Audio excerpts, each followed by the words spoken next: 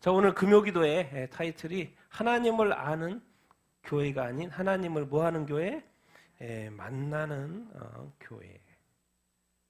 아는 교회, 만나는 교회. 뭐 아는 교회. 아니까 우리가 다 교회 다니고 하나님을 예배하지 않습니까? 근데 과연 우리 예배 가운데, 찬양 가운데, 우리 삶 가운데 과연 우리가 하나님을 뭐하고 있는가? 만나고 있습니까? 아는 거는 약간 추상적인 것 같은데 만나는 건 뭐예요? 실제적인 것이죠. 그래서 우리가 이 신앙이 왜 교회가 쇠퇴해져 가고 우리의 신앙이 약해져 가는가? 뭔가 하나님을 실제적으로 만나고 있지 않기 때문에, 교제하고 있지 않기 때문에, 동행하고 있지 않기 때문은 아닌가? 머릿속에는 하나님에 대한 지식이 성경을 맨날 보기 때문에 가득 차 있는데 그것이 내 삶에서 역사로 일어나지 않는 것은 무엇 때문인가? 이유가 있겠죠. 그걸 찾아가는 것입니다. 그것을 이제 제가 오늘 아는 것을 뛰어넘어 뭐로? 만나는 신앙. 그런 이야기를 오늘 잠시 좀 해보려고 이렇게 합니다. 오늘 또 금요일마다 우리가 세상의 어떤 일들을 잠시 돌아보면서 영적 관점에서 해석해보는, 그래서 우리가 더욱더 깨어있는 삶을 살기를 이렇게 원하는데요. 이번 주에 AI, 하나님께서 이 땅에 인간을 만들고 노동하도록 이렇게 만드셨는데 요즘 타이틀이 뭐예요? 20년 안에 노동이 뭐한다? 정말 이런 이야기가 나오고 있어요. 왜? 누가 대체하니까? 로봇이 대체하니까. 이런 시대에 우리가 살고 있습니다. 하나님이 세상을 만들고 인간을 만들어서 이 땅을 경작하게 만들었고 일하던 거 만들었는데 인간이 더 이상 일할 필요가 없는 세상이 오고 있다는 뉴스를 우리가 지금 보고 이렇게 있습니다. 이것이 이제 AI와 로봇 시대가 오면서 얼마 전까지만 해도 몇 년 전까지만 해도 이런 이야기가 안 나오죠. 그럴 것이다 했지만 지금은 실제적인 그림들이 나오는 시대에 살고 이렇게 있습니다. 노동하는 게 좋아요? 안 하는 게 좋아요? 하는 게 좋습니까? 어쨌든 노동의 종말의 시간이 온다. 미국과 중국의 경쟁력, 지금 서로의 AI의 어떤 경쟁력을 하고 있잖아요. 지금은 이제 어디 단계로 또 넘어가요? 로봇입니다, 로봇. 이제 AI의 어떤 기술 팩본을 뿐만 아니라 이제는 로봇. 이제 휴머노이드죠, 휴머노이드가 공장에서, 그리고 이제 가정에서, 사회에서, 직장에서 이 로봇들이 사용되어지는 그 로봇의 시대로 이렇게 넘어간다. 그런 이야기를 하고 있습니다. 근데 이제 이런 통계가 있죠. 중국 산업용 로봇 숫자가 미국의 몇 배?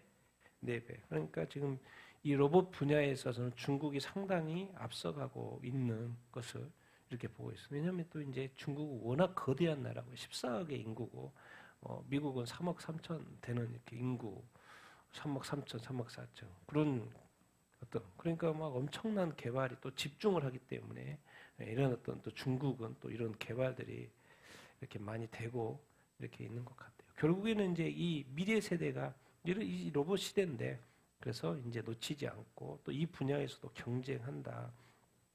그런 이야기고. 이 AI가 이게 발달되는 게 이게 좋은 면에서는 좋은데 또 부정적인 면에서는 또 안 좋아요. 이게 누가 써요? 해커들이 쓰는 거예요. 뭐를? AI를. 그래가지고 전 세계 초당이요, 1초당 몇 건을 공격해요? 36,000건을. 뭘 이용하니까? AI가 이용하니까. 옛날에 자기들이 해야 되는, 했었는 그 일을 이제 누가 해주는 거예요? AI가 해주는 거예요. 이 웜 GPT라든가 프로드 GPT, 막 다크 GPT 이런 특화된 모델들이 나오고 사람들이 해커들이 그걸 쓰기 시작하는 거예요. 그러니까 16시간 걸린 걸 5분 만에 그냥 해버린다니까요. 이런 시대에 사실, 그러니까 이게 사실 이게 이제 음지고 악적인 거니까 또 이렇게 남의 것을 탈취하는 거니까 별로 좋은 게 아니죠. 그런데 이게 AI가 그런 쪽으로 또 쓰인다는 거예요. 그리고 여기 내가 기업의 87%가 지난 1년 동안 AI 공격을 경험했다는 거예요. 그러니까 기업의 어떤 비밀 탈취 이런 것들을 AI들이 이제는 막 뚫고 들어오니까 이거 막아낼 수 있겠습니까? 사실 막아내기가 쉽지 않죠. 그러니까 계속해서 지금 여기저기서 우리 뉴스들을 보면 한국도 그렇고 전 세계에서 이 정보 탈취가 계속되고 있잖아요. 이게 단순히 어떤 사람의 힘을 뛰어넘어서 이제 AI까지 달라붙어가지고 그걸 캐내고 있으니까 더 쉽지가 이렇게 않은 시대에 우리가 이렇게 살고 이렇게 있습니다. 그래서 잘 쓰이면 좋은데 꼭 그것을 악용하는 사람들이 이렇게 있어요. 왜? 남의 것을 탈취하는 건 도둑질이잖아요. 성경에서 금지된 겁니다. 금지된 거. 이런 것을 악은 뭐 그런 거 성경을 믿지도 않고 그렇게 행하지도 않으니까 자기 마음대로 하는 거죠. 어쨌든 이 AI가 해커들을 해커들이 쓰는 무기가 되다 보니까 초당 36,000건을 공격할 수 있는 시대가 되어버렸으니 이게 얼마나 또 이렇게 또 좋지 않는 이야기죠. 좋지 않는 이야기. 지난주에 제가 이렇게 동남아시아 지금 태풍 때문에 사이클론이죠. 우리는 태풍이라고 좀 그쪽 이제 이름을 사이클론이라고 그리고 미국이나 이런 쪽은 또 허리케인이라고 그러지 않습니까? 이 사이클론 때문에 좀 난리. 그래서 인원이 몇 명? 1,000명. 제가 이제 지난주에도 이제 잠깐 지나가면서 소개했는데 좀 더 보는 건 이유는 뭐요? 기록적인 폭우가 집 잃은 사람 몇 명? 30만 명? 이게 지금 인도네시아 폭우로 몇 명이 사망? 440명. 실종이 400명. 이런 뭐 1,000명이 죽는 거죠. 인도네시아만. 태국 300년 만에 기록적 폭우로 몇 명이 숨져버렸어요? 170명이 숨져버렸어요. 스리랑카 사이클론 직격타 110만 명이 폭우를 피했는데 스리랑카 대통령이 이제 하는 말이요. 이제 영상에서 인터뷰로 나오는데 역사상 가장 크고 어려운 자연재해는 많이 경험해봤다는 거예요. 그런데 이런 규모의 재난이 스리랑카 전체를 강타한 것은 뭐다? 역사상 처음이라는 거. 이번엔 스리랑카 전체가 이 사이클론의 영향을 받았고 정말 수많은 사람이 죽고 수많은 피해가 이렇게 입었어요. 나라 전체가 홍수 피해를 이번에 입었어요. 저도 많은 영상을 스리랑카 관련된 영상을 찾아봤고 얼마나 많은 피해를 봤는지를 제가 확인하고 싶어서 더 이것저것 찾아봤는데 정말 나라 전체가 홍수 피해. 나라 전체가 홍수 피해를 입었어요. 도대체 이게 무슨 메시지냐는 거죠. 전에는 그냥 한 귀퉁이, 한 지역, 한 마을, 한 도시 개념이었는데 이제는 한 나라가 다 물에 잠겨버려. 도대체 이게 뭐냐는 거죠. 이게 또 그냥 지나갈 일이냐는 거예요. 수많은 사람들이 지금 여기 동남아에서 사람들이 죽었어요. 실종됐어요. 도대체 이게 뭐냐는 거죠. 그래서 이제 어떤 타이틀을 이렇게 써요.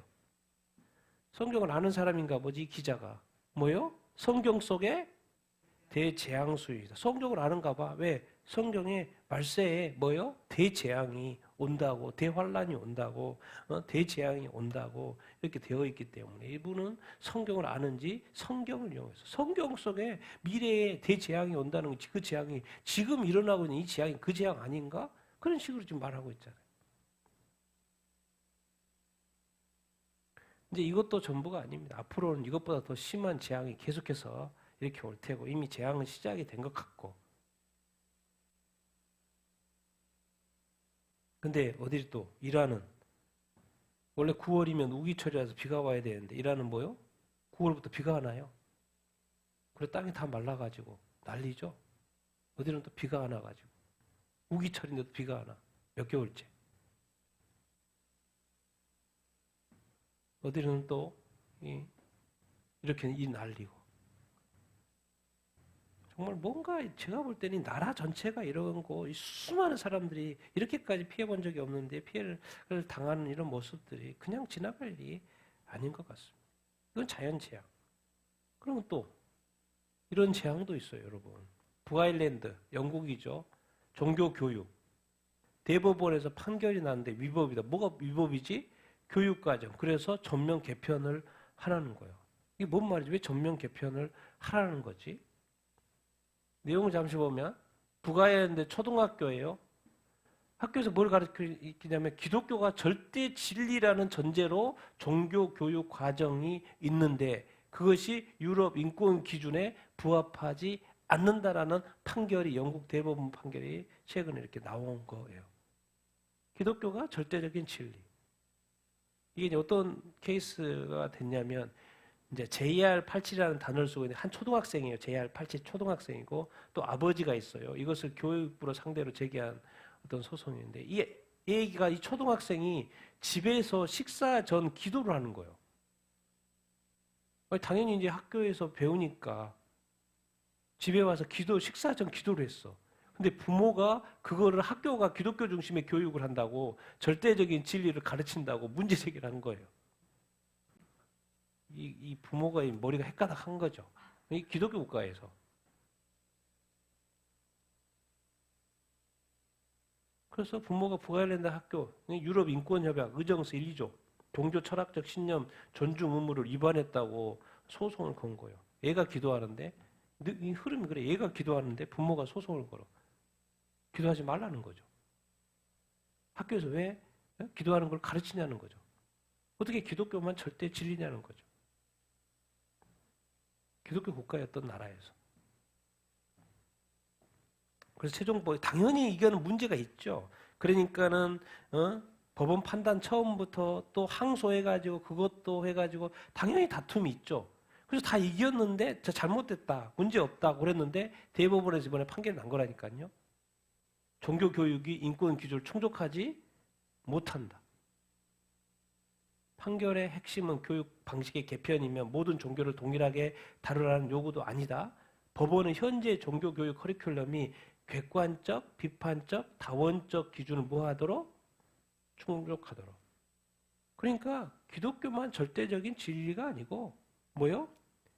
천주교도 그렇게 될 수 있고 또 힌두교도 그럴 수가 있고 불교도 그럴 수가 있고 다 같이 다원적으로 인정을 해줘라. 어떻게 기독교만 절대 진리가 되냐. 그래서 전면 개편이 필요하다고 강조를 한 거. 어디서? 대법원에서. 밑에서 항소심에서 계속 싸워서 이겼는데 대법원에서 판결을 내려오니까 뭐예요? 개편을 할 수밖에 없는 거예요. 더 이상 기독교가 그 기독교적인 절대적인 가르침이 이제 깨지는 거죠. 그래서 시민단체 휴머니스트 NI라는 단체가 북아일랜드의 아동 권리의 역사적인 승리라는 거예요. 오링이 지금 승리라고 지금 좋아하고 있어요. 얘가 기도하는 것을 식사기도 했다고 그거 가지고 승리했다고 좋아하고 있어요. 얘가 기도 안 하는 게 좋습니까? 그게 승리입니까? 그래서 우리 이번 2차에 영국 전역에 의무적으로 집단 예배 폐지하자. 뭘 주일 예배 드려? 이러고 있습니다. 이러고 있어요. 뭐 하나님이 더 이상 뭐 나라 필요합니까? 하나님에게 나라가 필요해요? 이 정도면? 도대체 인간이 하나님을 어디까지 버릴 수 있는 건지, 성경의 어떤 진리, 절대적인 진리를 어떻게 이렇게 하찮게 버릴 수 있는 것인지, 이제 가정에서 애가 기도한다는 것을 하지 못하게 하는 이런 시대. 뭔 말입니까? 부모 세대의 타락. 상상 초월입니다. 하나님의 심판밖에 안 남았죠. 일본입니다. 트랜스젠더 여성을 입학 허가 어디에서? 일본 여대에서. 총 6곳. 한 곳 추가. 16개 교도 지금 뭐죠? 허락하는 걸로 검토 중. 그러니까 이제 일본 대학교에 여대에 트랜스젠더들이 와가지고 같이 다닌다는 거예요. 뭐 같이 화장실도 쓰고, 같이 잠도 자고. 그러겠죠. 정말 세상이 지금 모든 것이 섞이고 있어요. 모든 것이 섞이고 있어요. 성뿐만 아니라 모든 것이. 진리도 섞여버리고 남녀 성도 섞이고 일본도 지금 여대에 트랜스젠더 이제 허락한 곳이 있고 허락하고도 앞으로도 또 할 것 같아요. 한 60개 정도 여대가 있대요. 앞으로 뭐 계속 하겠죠. 딴 데 하는데 또 안 할 수가 있어요? 학교조차도.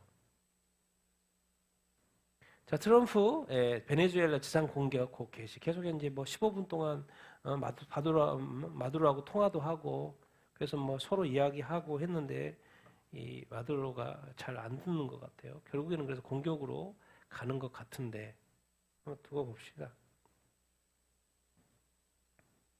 미국 애리조나주에서 중국 태무 이렇게 고소 이렇게 했어요. 계속 법무장관이 이제 고소를 이렇게 한 거죠. 애리조나 주민들이 해도편에서 대량의 민감한 데이터를 비밀리에 수집하고 위조 상품 가짜 리뷰로 고객을 기만하고 소비자의 프라이버시와 또 보안에 심각한 위협을 초래하고 그래서 태무하고 모회사 PDD 홀딩스 자꾸 이렇게 대립돼요. 우리나라도 지금 어쨌든 태무, 뭐 알리, 뭐 여러 가지 한국에서는 뭐 너무 점유율이 나빠가지고 요즘에 뭐 그 뭐죠? 쿠팡 뭐 데이터 또 탈취 당하고 뭐 하고 이런 과정들이 이렇게 있죠. 왜 공정한 경쟁을 하지 않지? 당연히 뭐 할 수 없으니까 그러겠죠.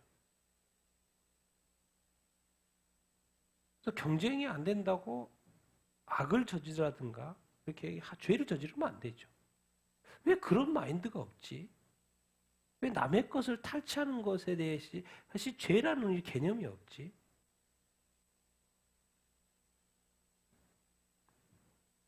이렇게 태무가 뭐 미국 애리조나 법무장관이 걸어주니까 감사하죠. 하나님 아버지 앞에서 이 죄가 덜쳐지는 것이 더 두려운 일이죠. 그냥 세상에서 살 때 죄가 다 들춰져 가지고 심판을 받는 게 더 이익이지. 죄는 드러나야 됩니다. 그리고 철저하게 처벌 받는 게 나아요. 안 받는 건 다 하나님 앞에서 다 받습니다. 그러니까 절대적으로 이 악한 방법, 사기, 거짓말 이런 식으로 그렇게 하면 안 돼요. 공정하게 해야죠. 법 앞에 평등해야지 않겠습니까? 미국 이제 요즘에 미국의 이슈는 부정선거입니다. 미국 법무부에서 부정선거 조사를 하는데 계속해서 거부하는 주들이 있어요. 아니 딴 게 없어요. 주정부에서 유권자 등록 명부 제출하는 거예요. 명부. 누가 투표했냐고 확인 좀 하자고. 근데 그걸 안 해. 그 말이 뭔 말이야? 반대로 생각하면. 뭐 명부에 없는 사람이 투표를 했다는 이야기밖에 더 돼요? 그리고 그 관리를 제대로 안 한다는 이야기잖아요. 뭐 너무 단순한 거를 왜 안 하지? 그것도 미국에서?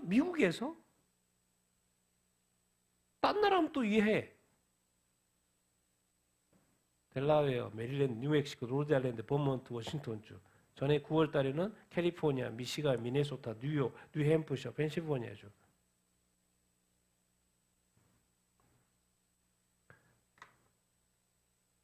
부정선거가 있으면 선거가 아니죠. 그건 선거는 땡이죠. 부정선거 할 거 왜 선거를 합니까? 그냥 알아서 하면 되지. 표를 만들든지 뭐든지 알아서 하면 되지. 굳이 뭐 시간 내서 가서 투표하고 이렇게 합니까? 트럼프가 최근에 이제 2024년 스토른 일렉션 훔친 선거라고 프로드 사기라고 해가지고 누군가 올린 거를 이제 같이 올린 거죠. 리트윗 이렇게 한 건데 거기에 나라들이 언급이 돼 있는데 거기에 어디 나라 들어가 있어요? 사우스 코리아, 한국도 선거 부정선거 있다는 거기에 들어가 있습니다. 한국도 다 부정선거라는 거 이미 다 알고 있죠. 알고 있고 이미 그래서 언제 언급되기 시작하지 않습니까? 그래서 이제 이 베네수엘라 미국이 베네수엘라를 치려고 하는 것도 거기가 뭐예요? 부정선거의 온상이기 때문에 그렇습니다. 제가 지난주에 보여줬지 않습니까? 그 원영석 그 기자님 정리했던 거 거기서 뭐요 내부 고발자가 나왔죠. 자기가 거기서 일했어요. 20년 동안. 그래서 20년 동안 몇 개 나라에서 72개국에서 뭐 했다? 부정선거 했다. 내부 고발자가 말한 거예요. 목숨 걸고 말한 거죠. 20년 동안 72개 국가에서 부정선거 했다고 자기가 내부 고발하는 거예요. 그럼 그 사람이 거짓말 했겠습니까? 그래서 지금 그 온상이 어딘 거예요? 네, 베네수엘라. 스마트 매틱이 거기서 만들어졌으니까. 그래서 조사하겠다는 거예요. 당연히 조사해야 되는 거 아니에요? 부정이 있었으면? 지금 이제 음모론이 아니죠. 음모론이라고 하면 이제 그 사람이 바보입니다, 요즘에는. 미국에서 부정선거 바보라고, 음모론이라고 바보죠. 왜? 증거들이 너무나도 많은데. 그래서 체크할 뿐이에요. 그리고 베네수엘라, 놔두면 계속 부정선거 할 거 아니에요? 이미 마두로도 부정선거로 이번에 당선이 됐고. 뭐 온두라스도 최근에 지금 선거하는데 또 부정선거가 일어나서 또 말 나오고. 도대체 왜? 권력 때문에? 하나님이 안 들어옵나? 이스라엘, 미국과 제가 이런 거죠. 이스라엘과 미국의 관계 이걸 보면서 생각을 해보면서 10년마다 뭐 저기를 하나 봐요. MOU를 맺나 봐요. 서로를 위해서.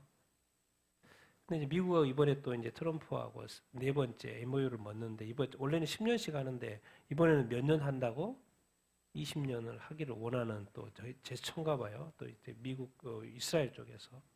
근데 왜 이제 제가 이런 걸 보면서 이스라엘 유대교거든요. 미국은 무슨 나라네요? 개신교예요. 기독교 개신교예요.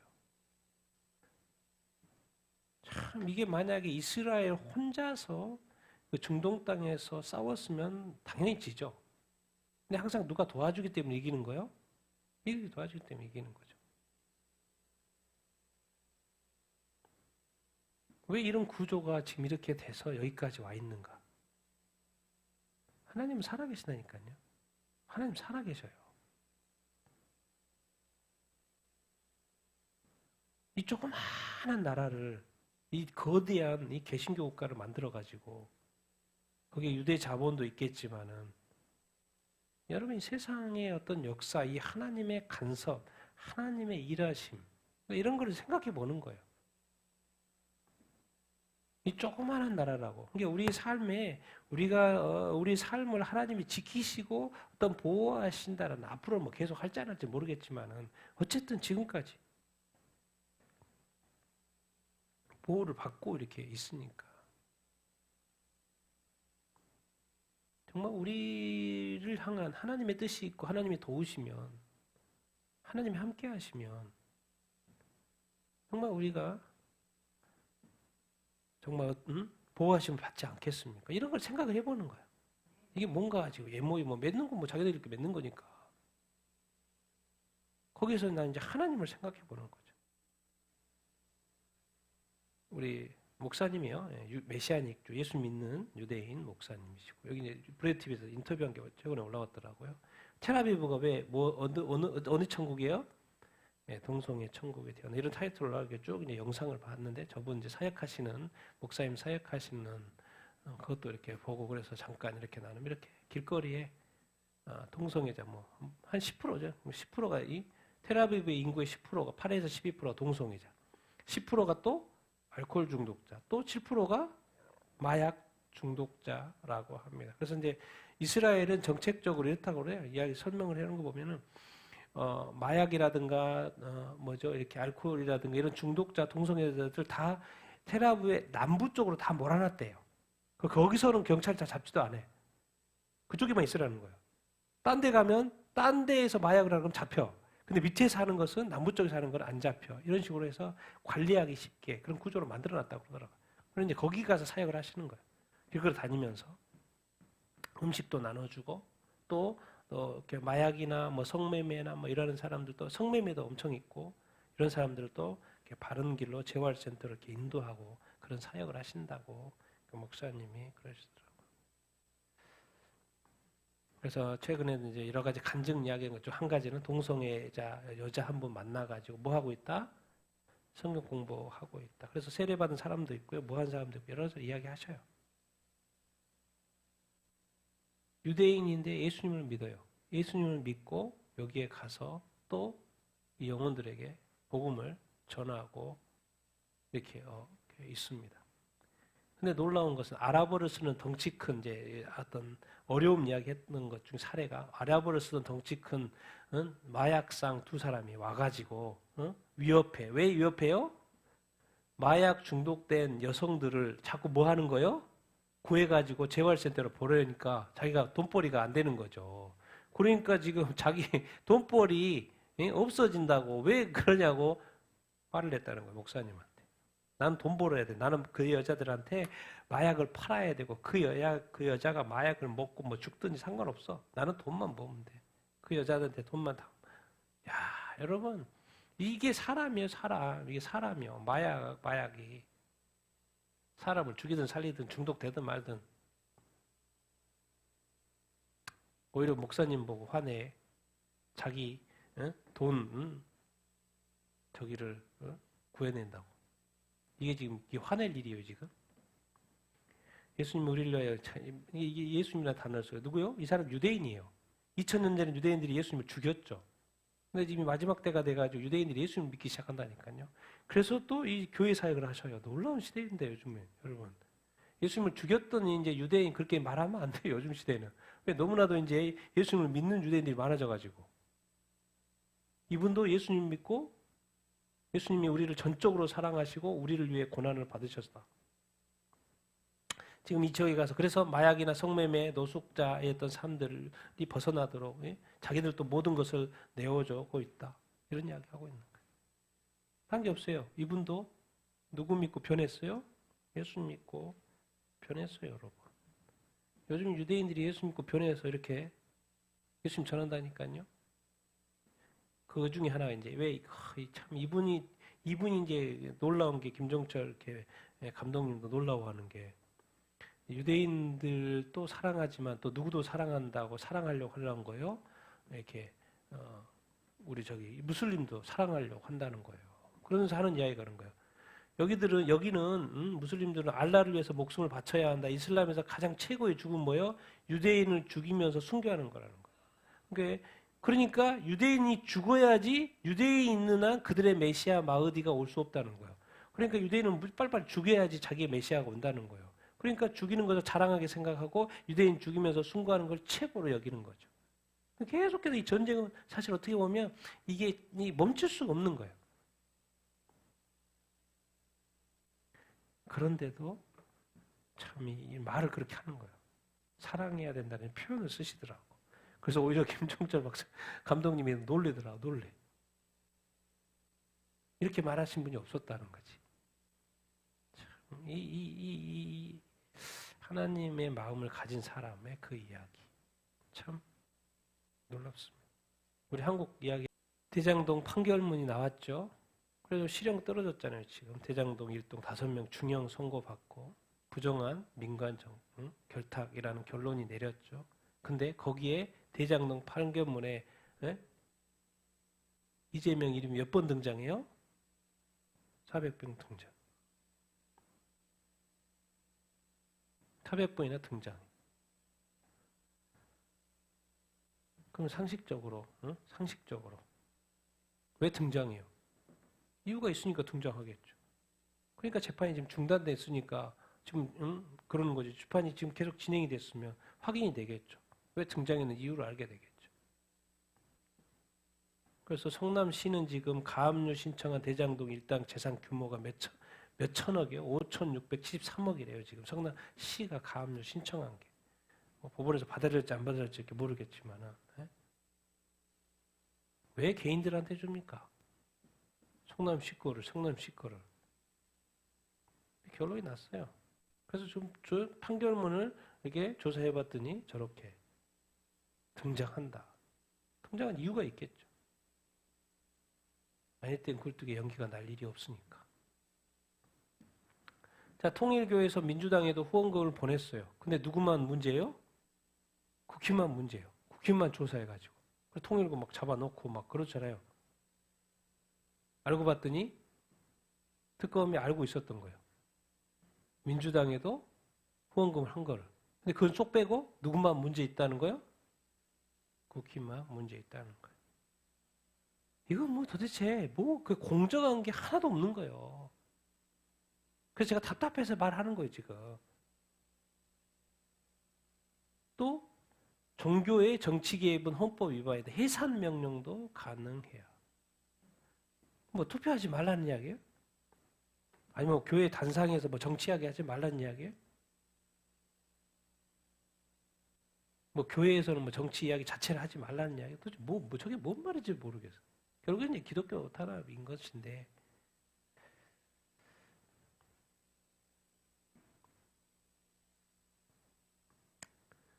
자, 개엄 1년이 지났죠. 개엄 1년. 차라리 본 TV에 또 김명 박사님 또 이야기를 영상을 쭉 보고 들어보고 이렇게 이제 이야기를 이렇게 하는데 공포정치 이야기 나오고 근데 여기서 저기 김명 박사님 이제 이 똑똑한 게 뭐냐면 꼭 딥스를 이야기해요.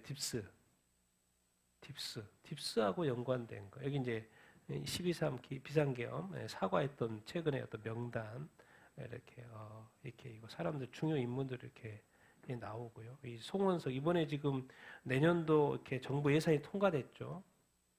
나는 신문 보고 이렇게 신문 기사 보고 벌써 통과됐어? 나 그렇게 했거든요. 제 반응이 왜 지금까지 이게 예산안이 이렇게 빨리 통과된 적이 없어요. 항상 오래 걸렸지. 근데 벌써 통과됐어? 기사가 왜 통과됐냐면 누구요? 송원석. 김천식 국비 예산 3,027억 확보하고 해준 거예요. 자기 지역구 돈 확보하고 해준 거예요. 그래서 이제 여기서 말해요. 국힘은 뭐 민주당 편이라고. 참 이게 세상이 누가 나라를 위해서 이렇게 헌신하며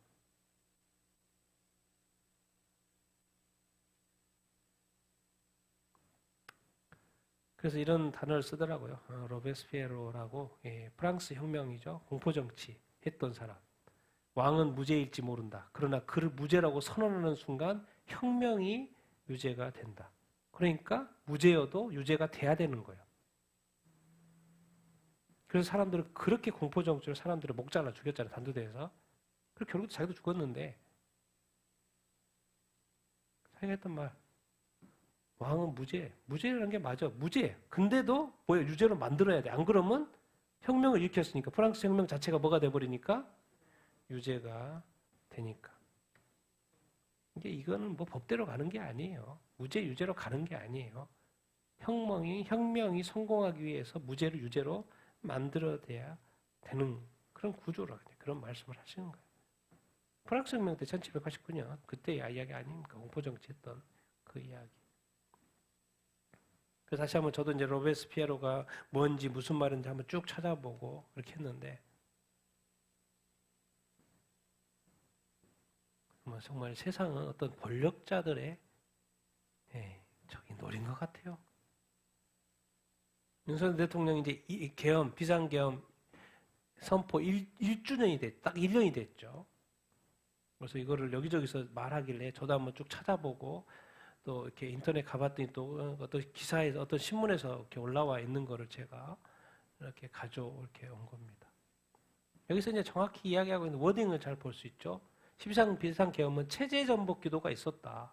나는 헌법소의 책임이 있었기 때문에 이렇게 비상계엄을 이렇게 한 거다. 전에 맨날 하는 이 민주당의 독재 권력 30차례 인사정부, 안보, 국방, 예산 다 전에 삭감하고 선관위 좀 이렇게 손도 못 대고 간첩법 이게 안 통과가 이렇게 안 되고 북한 지령받는 민노총 간부들이 간첩 활동 이렇게 하고 친북, 종북, 이 친중, 종북 세력들 매국행위 이게 대한민국에서 왜 이런 일들이 일어나는데 아무 문제가 안 되지? 대통령의 입장에서는 그게 문제라는 거 본 거죠. 국가위기를 직시하고 비상사태 선포를 이렇게 선포 이렇게 한 것이고, 청년들께 감사하고, 일어나서 정께 감사 이렇게 하고, 또 많은 사람들이 고초를 당하고 이렇게 있고, 여러 가지 입법 독재에 대한 이야기, 불의부정 이야기, 그래서 결론은 대한민국의 자유법치, 주권수를 위해서 다시 일어나야 한다. 이 나라의 주권은 어떤 개인의 것이 아니죠. 대통령의 것이 아니죠. 헌법에 명시하는 대로 국민의 이렇게 것이죠. 만약에 이게 없었으면 우리가 지금 뭐가 문제인지 잘 몰랐을 거예요. 청년들도 지금 깨어난 친구들은 이게 없었으면 안 깨어났겠죠. 몰랐겠죠. 숨겨진 이 진실을 그냥 권력 노름인 줄 알았을 것 같은데 이런 일이 일어나가지고 저도 알게 됐고 그래서 저도 찾아보고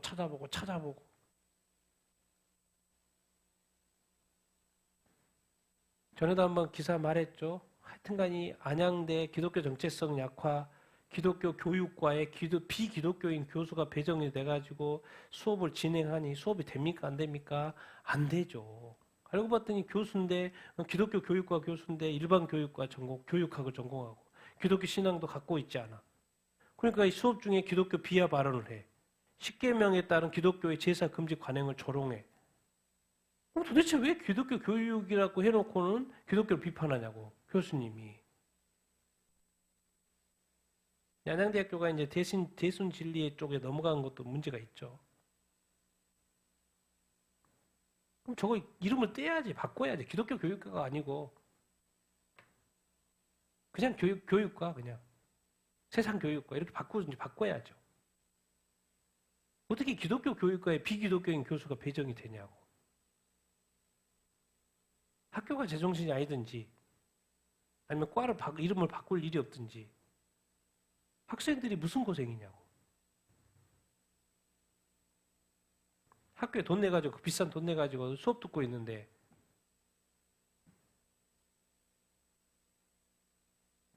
돈을 썩히고 있는, 머리도 썩고 돈도 썩히고 머리도 썩히고. 제가 이제 이거 답답해가지고 회장통하고 계엄 입주전 담화문 이렇게 나왔어요. 제가 쭉 이렇게 읽어봤어요. 솔직히 뭔 말인지 제가 하도 몰라가지고 몇 번 읽었어요. 이거를 뭔 말이지? 너무 애매하게 막 말을 이렇게 해놔가지고 몇 번 읽어도 제가 잘 이해가 안 되겠길래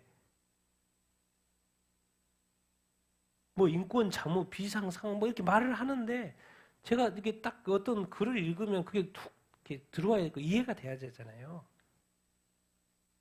근데 이해가 안 돼가지고 몇 번 읽었는데 잘 이해가 안 돼. 과연 이런 식으로 이야기를 하면 도대체 이게 교회에는, 예스겔은 그 하나님 이스라엘 민족의 파수꾼이잖아요. 그래서 이스라엘 민족에 문제가 있을 때 미리 선포하고 알려주고 나팔 불어서 준비를 해야 되는데 이 세상에 돌아가는 일을 파악을 못해. 그럼 교회가 지금 세상에 적이 정고 사탄이 적군들을 데리고 막 공격해와. 근데 교회에서 그러면 정확히 나팔을 불어줘야죠. 정확히 말해줘야지. 그러면 목사님 나도 아무리 봐도 잘 이해가 안 돼가지고 몇 번을 봤는데도. 그래서 과연 이런 걸 보면 정말 우리가 이 시대에 정말 교회가 이 파수꾼 역할을 제대로 하고 있나 이런 생각이 절로 들어서 지금 이야기를 나누는 거예요. 윤석열 대통령의 뭐죠? 이 담화문을 보면 클리어하잖아요. 뭐가 문제고, 뭐가 문제고, 뭐가 문제고. 방향도 다 제시가 돼요. 근데 결국 교회는 교회를 위하지 나라를 위하지는 않는 그런 건가요? 그래도 또 되는 건가요?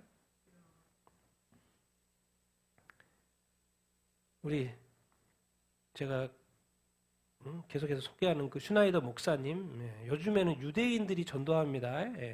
유대인, 예수님을 믿는 메시아닉주 유대인들. 이번 주 20화 뭐에 대한 이야기였어요?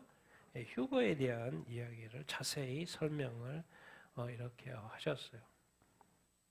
자, 데살로니가전서 휴거라는 단어는 없어요. 이제 동영상에 다 나옵니다. 휴거라는 단어는 없죠. 근데 데살로니가전서 4장 16, 17절에 유래한 것이고 그리스도 안에서 죽은 자들이 먼저 일어나고 그 당시에 예수님이 또 오실 때 살아있는 자가 있을 거 아니에요. 그 사람들과 함께 구름 속으로 끌어올려 어디에서? 공중에서 주를 영접하게 하시리니. 그러니까 지금 이제 죽거나 또 살아있을 때 이제 오시면은 공중에서 주님을, 모든 그리스도인들은 뭐예요? 공중에서 주님을 만나는 것이죠. 그렇게 되어 있습니다. 구조가, 순서가. 바로 천국 들어가는 게 아니죠. 주님을 먼저 만나죠. 공중에서. 그게 이제 휴거라는 것이고. 그래서 휴거는 끌어올려지는 것이다. 휴거는 그 땅 위로 끌어올려져서 구름 속에서 예수님을 만나게 하는 것이다. 우리가 아무리 천국 가고 싶어도 천국으로 쑥 혼자 들어가는 게 아니라니까요. 먼저 공중에서 누굴 만나야 돼? 예수님을 만나는 과정을 거치게끔 되어 이렇게 있습니다. 우리 특별히 신약시대 성도들, 믿음이 없는 사람들에게는 이게 이것이 뭐같이 느껴져요? 과연 사람이 어떻게 올라가가지고 공중에서 주님을 만나지? 이해가 됩니까? 호구처럼. 근데 이제 한 사례를 들더라고요. 홍수가 일어날 때, 노아 영수 때, 2000년 동안, 120년 동안 노아를 만들었죠. 노아가 외쳤어요. 비가 온대요, 비가. 뭔 소리요, 뭔 소리요. 그래서 10년, 20년, 50년, 100년, 근데 거기다 만들어가네. 120년, 배가 다 완성이 됐어요. 비가 온대, 뭔 소리요. 노아는 계속 경고를 했어요. 근데 사람들이 먹고 마시고 장가가고 하는 일 그대로 했어요. 들었어요, 안 들었어요? 안 들었어요. 근데 홍수가 났어요, 안 났어요? 났어요. 그래서 어떻게 됐어요? 다 죽었어요. 그래서 방주 안에 있던 자들은 구원받았고 그렇지 않은 자들은 다 멸망했죠. 죽었죠. 경고를 하나님이 방주를 만든 이유가 있었죠. 이유가 완성이 되니까 비가 왔고 홍수가 났고 다 멸망했어요. 근데 사람들은 듣지 않았어요. 지금 이제 이 시대는 뭐냐? 예수님이 다시 오실 때예요. 그래서 여러분 예수님은 돌아오십니다. 뭐요? 재림하신다는 거죠. 다시 이 땅에 오셔요. 그래서 주님을 아는 자들은 끌어올려 공중에서 주님을 만나게 될 거라는 이게 휴거죠. 그리스도인들은 이제 뭐예요? 죽은 자들도 깨어나서 올라가고 우리도 산 자도 몸이 변하여 이제 영원히 살아야 되니까 부활체로 영원히 사는 몸으로 바뀌어서 올라가고 같이 올라가죠. 그래서 공중에서 주님을 만나는 과정이 있게 되는 것이죠. 그래서 성경의 맨 마지막 요한계시록 맨 마지막에 뭐라 그래요? 예수님이 보라 내가 속히 오리라. 성경의 마지막에 내가 속히 오리라. 그러니까 교회가 예수님이 다시 오시는 걸 뭐 하고 있어요? 기다리고 있는 것이죠. 왜 예수님이 속히 오는 걸 우리가 지금 기다리고 있겠습니까? 속히 오는 건 뭐예요? 우리 믿는 자들은 공중에서 주님을 만나는 것이고 또 이 세상은 심판을 받는 것이지요. 요한계시록 말하는 것이고. 그래서 이제 우리는 주님을 다시 오시는 것을 기다리고 이렇게 있는 것이고. 그래서 2000년 동안 이 휴거가 일어났어요? 안 일어났어요? 안 일어났어요. 2000년 동안 일어난 적이 없어요, 휴거가. 근데 앞으로 이제 일어날 일이에요. 그러다 보니까 사람들이 지치지. 이걸 믿지, 진짜 휴거가 있나? 그러다 다 죽었고, 지금 이제 산 사람도 지금도 전 세계에 이제 교회가 있죠. 믿는 사람들조차도 이게 지쳐요. 그래서 믿음이 약해져요. 그래서 교회를 떠나요. 그리고 세상이 좋아서 지금 이게 뭐 주님 다시 오셨다가 했는데도 불구하고 뭐 그냥 지쳐가지고 이제 교회도 다닐 만큼 다닌 것 같고 그래서 막 세상에 즐기고 있어요, 지금. 근데 이분이 말씀하죠. 하늘과 땅은 사라지겠지만 하나님의 말씀은 절대로 사라지지 않는다. 주님이 말씀하시고 주님이 예언하시고 주님이 다시 오신다는 말씀하셨는데 그 말씀이 사라질까요? 안 사라지죠. 그래서 휴거는 뭐고? 실제 있고 예수님 여러분을 위해 곧 뭐 하신다? 돌아가신다. soon 쓰셔요. 이분이 soon 곧. 이분은 계속해요. 옛날에는 재림 이야기를 했었는데 여기서는 계속 말씀해요. 이분은 곧 오셔요. 곧 오셔요. 곧 오셔요. 그래서 준비하셔야 돼요. 계속 이야기해요. 이분은. 근데 이제 이분이 주장하는 것은 보니까 이렇게 환란 전, 후, 중재에서 환란 중을 주장하시더라고. 이분은. 휴거와 예수님의 재림이 언제 일어나는 가 이제 이게 관심인 거죠. 그래서 환란 중, 환란 전, 환란 후, 환란 중의 휴거 중에서 근데 이제 이게 뭔 사례를 들냐면 청사진 히브리 성경에 있다고 하면서 이 어린 양, 요한계시록 어린 양이 29번 나오는데 이 어린 양이라는 단어가 예수님이 이런 어린 양이 나오니까 어디가 나와요? 구약의 6월절 어린 양. 근데 6월절 어린 양 그 사건이 이집트에서 일어났어요? 가나안에서 일어났어요? 이집트에서 일어났어요. 근데 이집트에서 일어났는데도 불구하고 이스라엘 민족은 다 보호를 받았어요? 안 받았어요?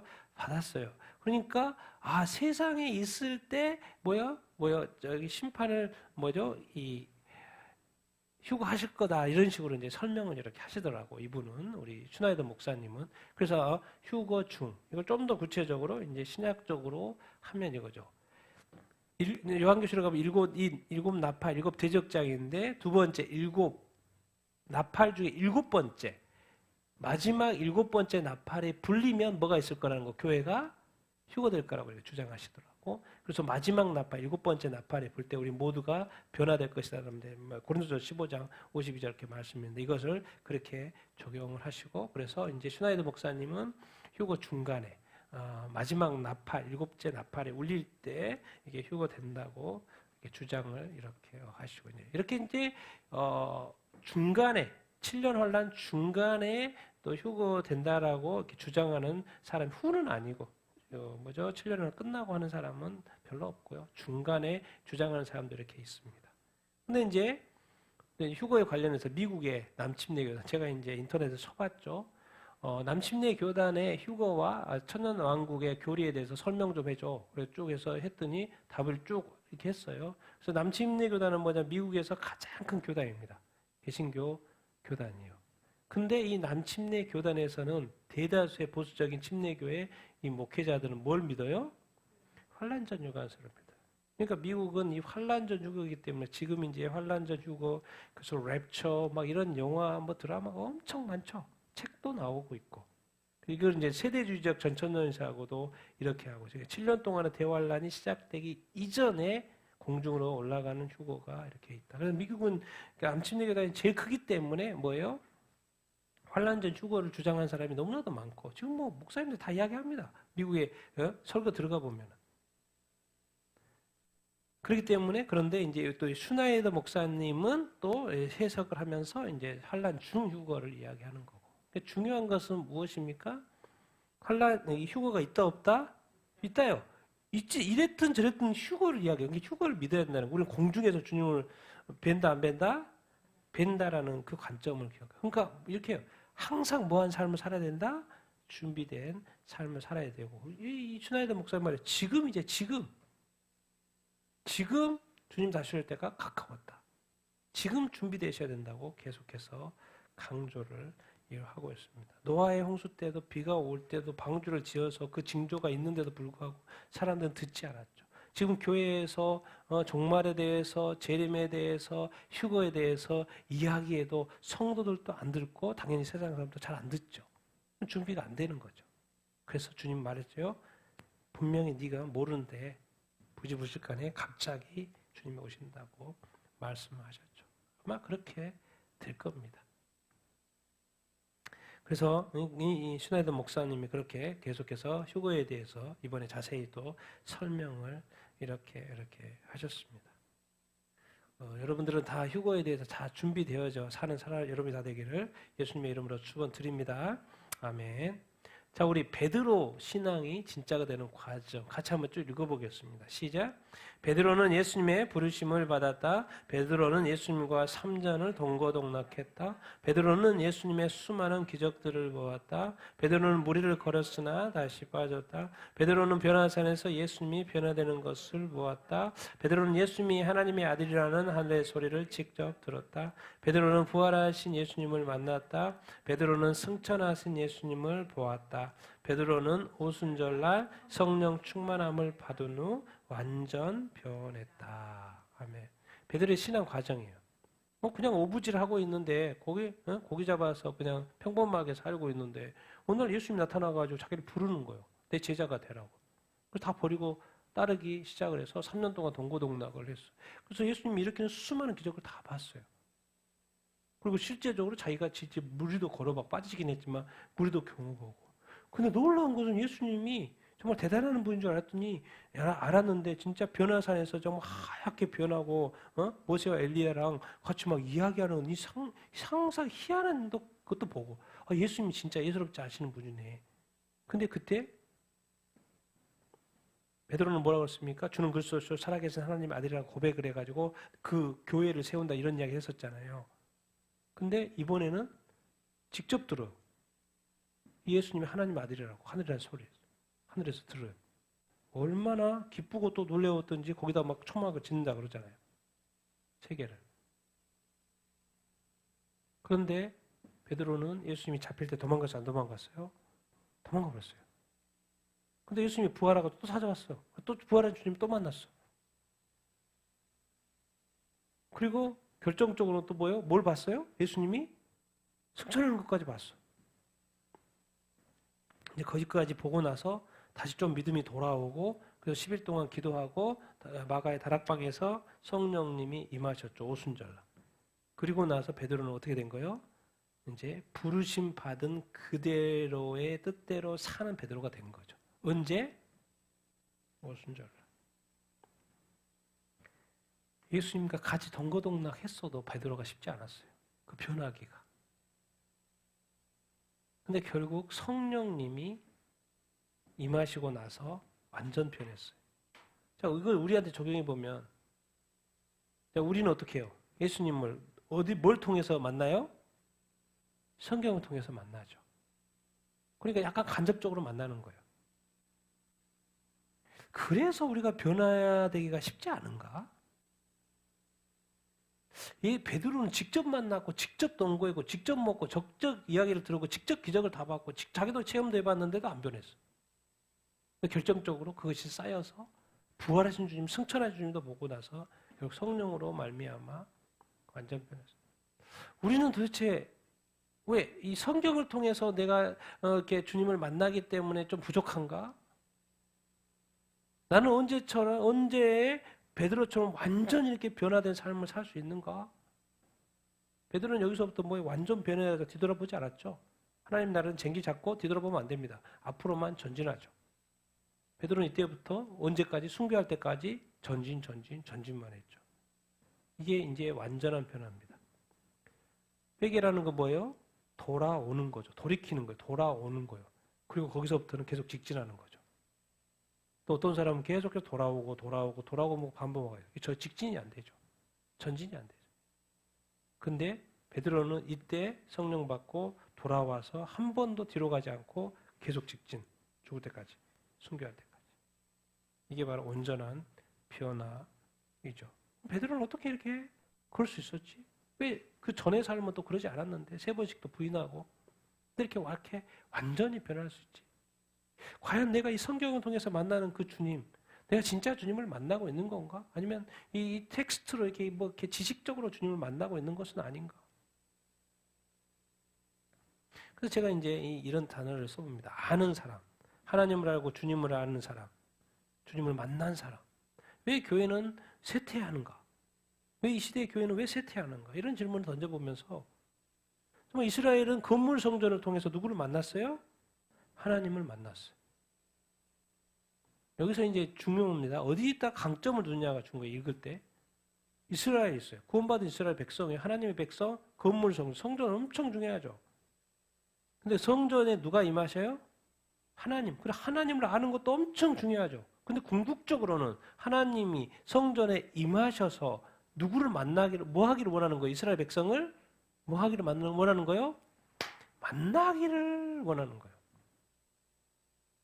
우리 신약시대에는 우리가 몸성전이라 하죠. 그럼 도대체 왜 몸성전인데? 왜? 하나님 임하시려고? 임재하려고? 맞죠. 임하셔서 뭐 하려고? 우리를 뭐 하려고?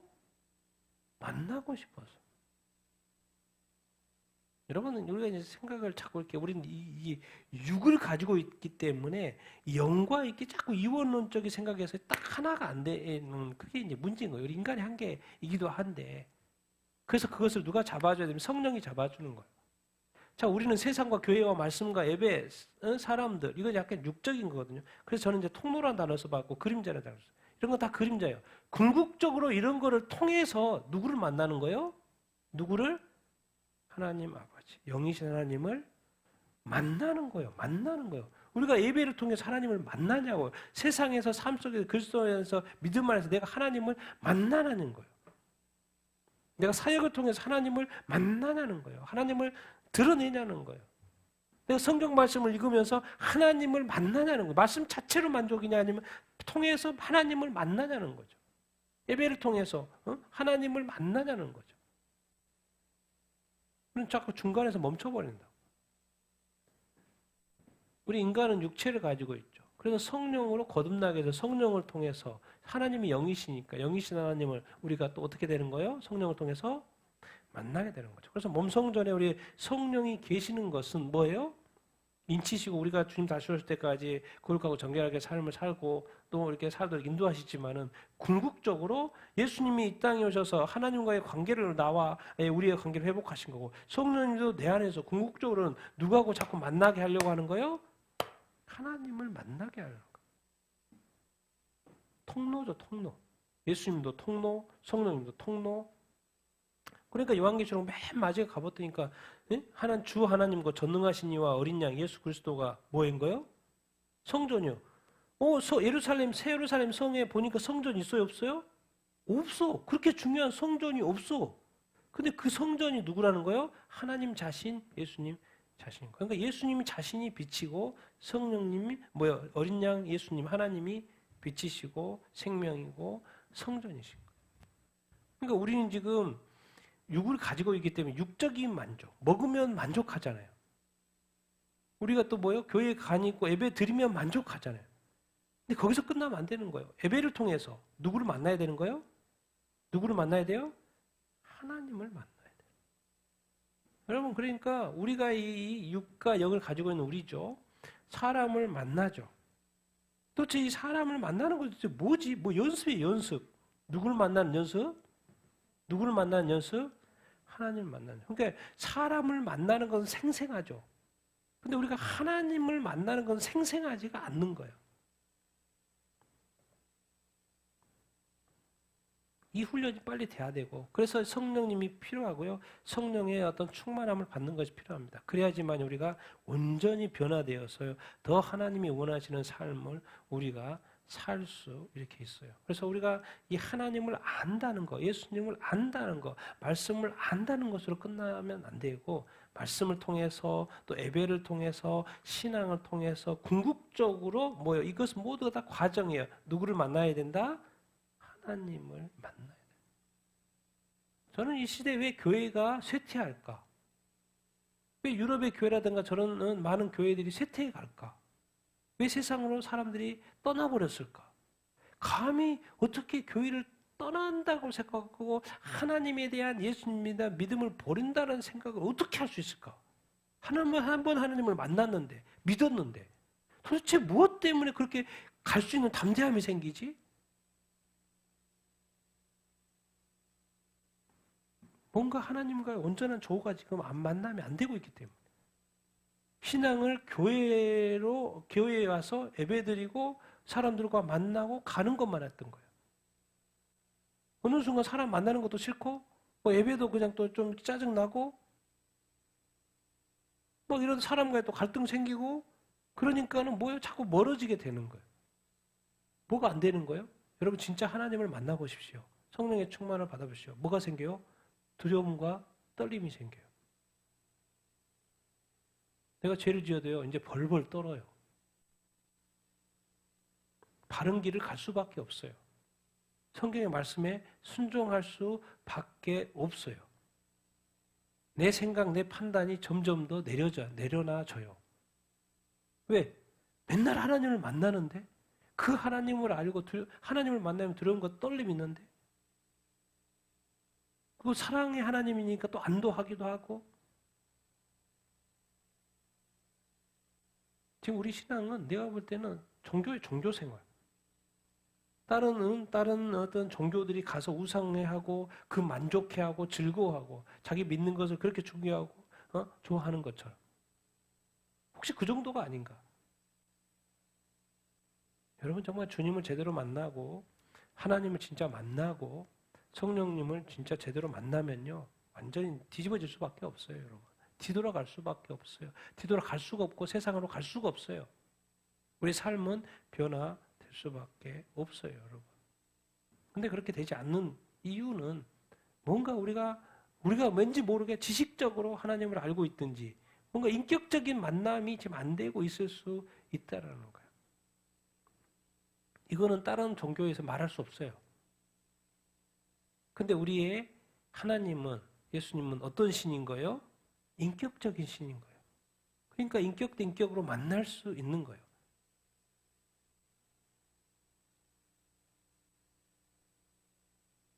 그래서 이 교회라는 것은요, 믿음이라는 것은 그냥 생명이에요, 생명. 그냥 살아있는 거예요. 죽을 수가 없는 거예요. 그럴 수가 없는 거예요.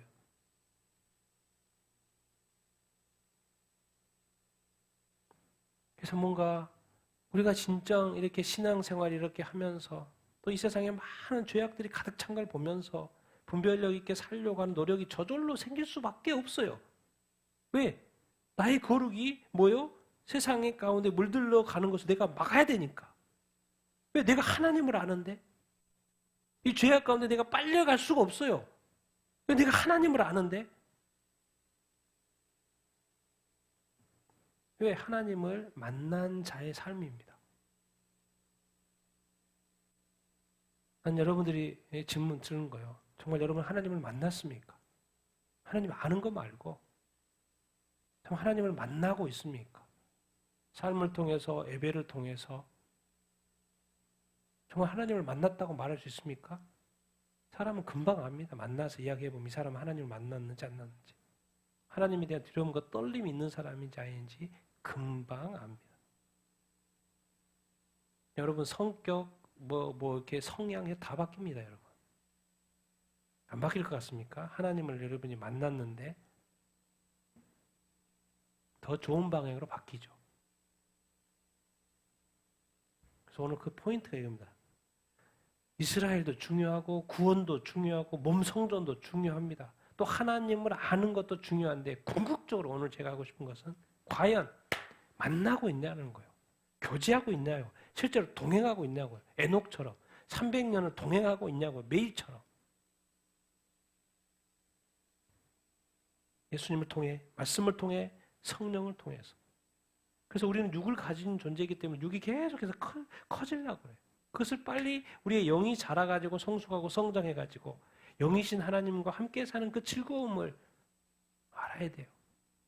예배의 즐거움, 기도의 즐거움, 말씀의 어떤 즐거움, 신앙의 즐거움, 기독교인의 즐거움, 구원의 즐거움, 주님을 다시 기다리는 그 즐거움, 내가 크리스찬인 그 즐거움, 애매한 거 말고 난 여러분들이 정말 주님을 매일 만나며 사는 여러분 다 되기를 예수님의 이름으로 축원드립니다. 그 주님이 누구인지 알 뿐만 아니라 그 주님과 교제하며 또 동행하며 사는 여러분들 다 되기를 축원합니다. 그러면 주님 만나면요 다 회복될 줄로 믿습니다. 자유케 될 줄로 믿습니다. 기쁨이 넘치게 될 줄로 믿습니다. 감사하게 될 줄로 이렇게 믿습니다. 스스로 바른 길을 가려고 하지 마시고 바른 길이신 그 하나님을 만나면 주님을 만나면 자동으로 두려움과 떨림 가운데 그 길을 갈 수밖에 없습니다. 죄악을 멀리 할 수밖에 없는 거예요. 여러분 그런 삶을 살게 되기를 예수님의 이름으로 축원드립니다.